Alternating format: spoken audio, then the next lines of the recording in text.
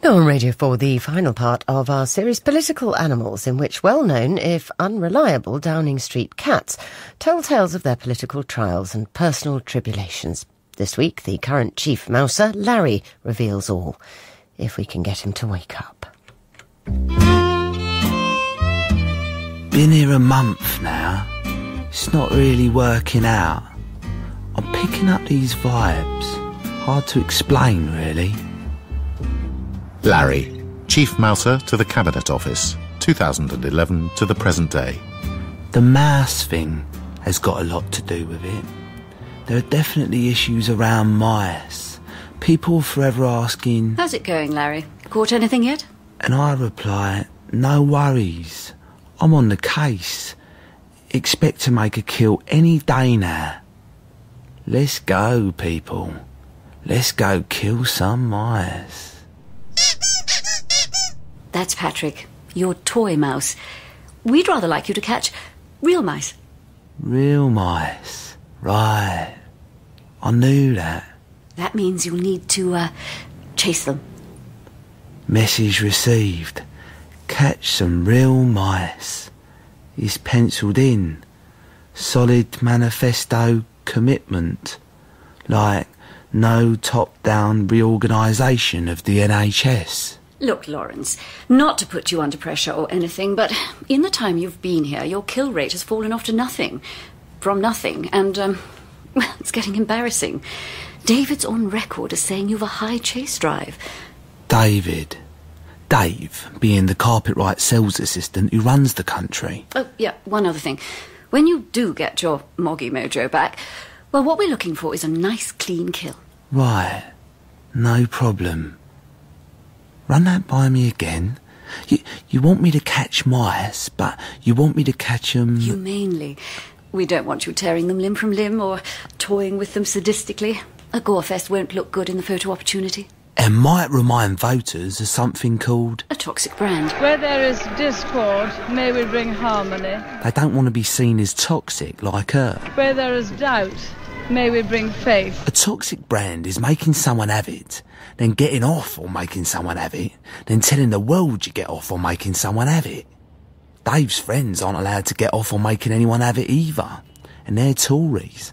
It's why they got into politics in the first place. And also, we don't do gloating. Having killed cleanly and not toyed sadistically with your kill, we don't want you to sit there with it in your paws gloating. Right. No gloating. Both our parties have given their full backing to our coalition agreement. The no gloating rule brings me to... There'll be bumps and scrapes along the way. To my other owner, Nick, or Boy, as Dave affectionately calls him. Nick is Dave's partner and Deputy Norbert here on Planet Pranic. In helping Dave detoxify his brand, Nick has very kindly made his own brand toxic. On this one, I do not agree with Nick. As Dave's friends aren't allowed to make Nick have it, or even get off on watching someone else make him have it, gloating is all they've got. But Nick won't help them privatise the NHS if they gloat at his every blunder. Who'd be a friend of Dave? Does having two owners mean I'll have to catch twice as many mice? One evening, I overhear Dave gloating with his little friend George. Dave sees me and says, "This is the famous Larry. He's famous for not catching anything. His kill rate's even lower than Nick's personal approval rating." And George replies, "Maybe he's a Lib Dem." "How about a coalition partner on four legs next time?" Dave suggests. "Business as usual then," George replies. And Dave says, "I've had an idea. Why don't we make Nick Chief Mouser? He couldn't do any worse than Larry." And George replies, "Yes, he could." And they both fall about laughing. Both our parties have given their full backing to our coalition agreement. Hold up. I've got four legs. So am I going to be Dave's new coalition partner? Not too happy about that. Seen what happened to the old one. He ran away from home to be with Dave. Now he spends a lot of time crying. MPs will question Rupert Murdoch and his son James this afternoon about phone hacking at the News of the World. Saved by a crisis. Suddenly everyone forgets about Nick's blunders and my zero kill rate. Now Dave's squirming. Dave's friends with Rupert, who owns this big cat home. Rupert's cats are allowed to run wild and completely decimate the local bird population.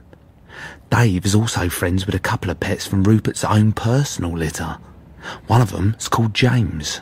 You know, I'm really not, I have to say, I'm not familiar with the sort of ins and outs of Westminster Protocol, and I know that, you know, the rules around lobbying and all of those bits and pieces are of some... And the other's called Elizabeth. Dave's also a friend of Rebecca, also owned by Rupert. Like Elizabeth, Rebecca can't spell her own name. Rebecca with a K, Elizabeth with an S. Rupert's got a fondness for dyslexic pets that can't spell their own name.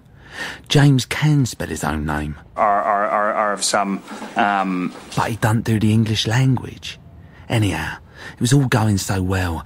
I'd be in a Downing Street garden where I see James and Rebecca sneaking in the back to see Dave. The three of them would laugh and joke about how they're going to shut down this big state-run cat home called the BBC. This BBC is full of thousands of ugly, squabbling cats that can't find homes anywhere else. So they're going to put them all in a big sack and throw them in the river. Excuse me, and Egypt has called in international shark experts to investigate a series of attacks in the Red Sea. Pardon me, coughing fit.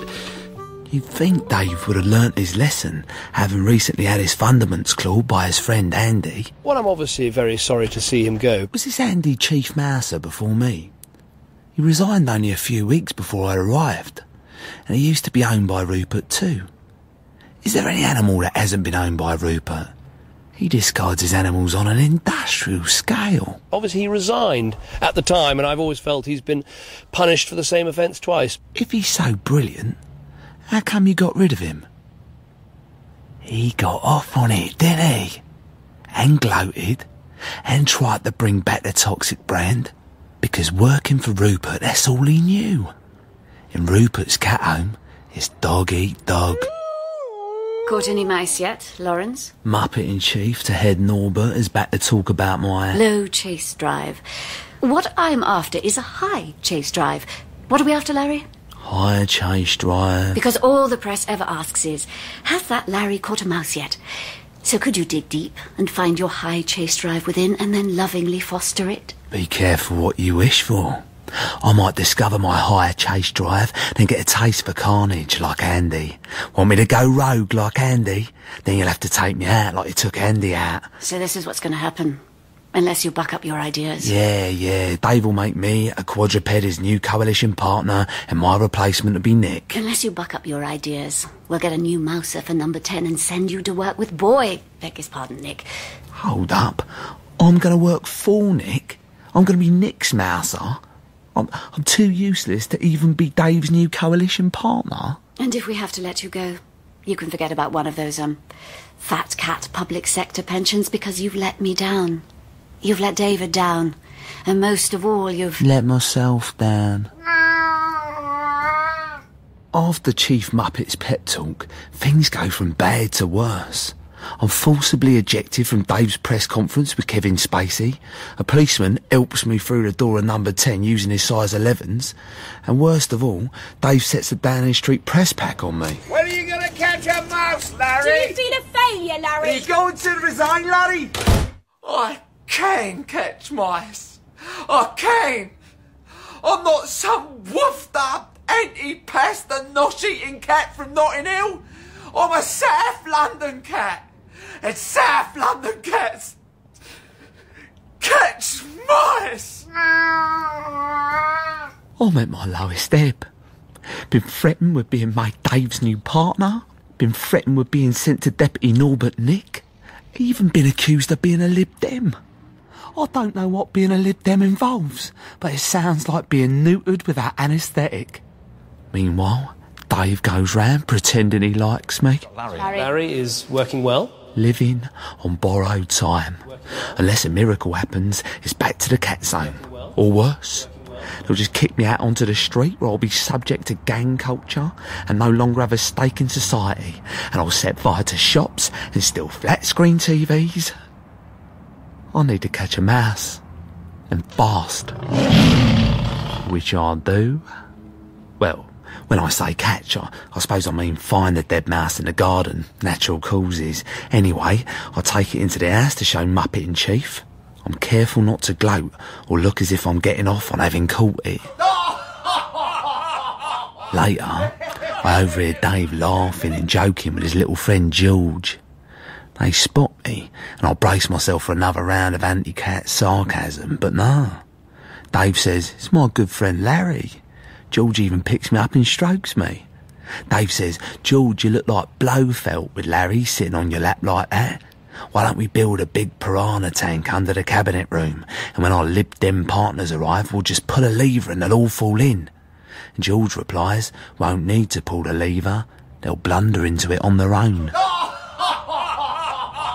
And sitting here with Dave and George, at last I feel part of the team.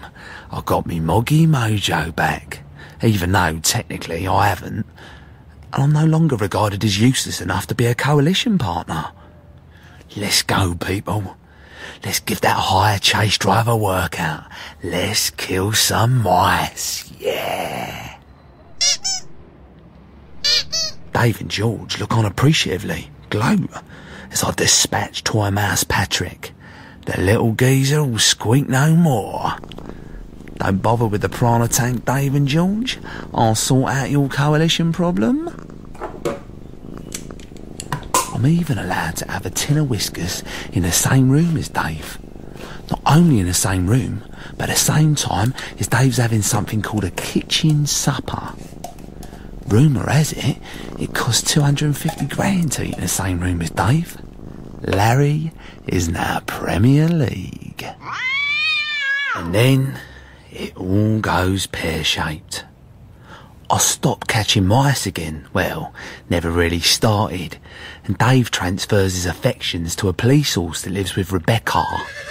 Though it's retired, it still has a higher chase drive. As for me, I've also met someone. She's called Maisie, and she accepts me for who I am. A cat who doesn't catch mice. With or without getting off on it or gloating. The mouse-phobic survivors group's a help.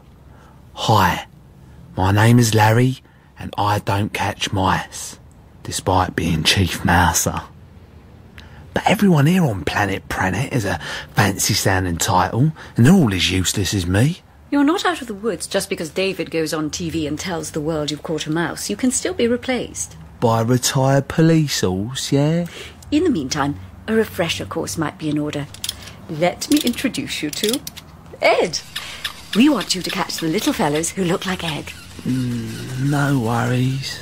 I'm on the case. Expect to make a kill any day. The same rules. Nice clean kill, no tearing the mice limb from limb, or toying with them in a sadistic manner, or gloating. We're still anxious to expunge that toxic brand. Yeah, good luck with that toxic brand thing. Some stains are harder to get out than you think. Know what I mean? Lawrence, are you listening to me? Please don't go to sleep while I'm talking to you. Message received. Catch some real mice. It's penciled in. Solid manifesto commitment.